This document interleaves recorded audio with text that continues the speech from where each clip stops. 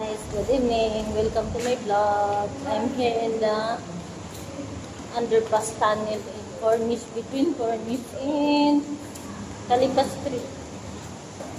Cornish Street. I came from the Cornish Beach. See, they have a nice painting in the see. I like the color of the wall and the tunnel. They have a nice painting. See? And a nice light, the purple light.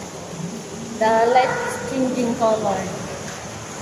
Yellow, blue, green, red, pink, purple.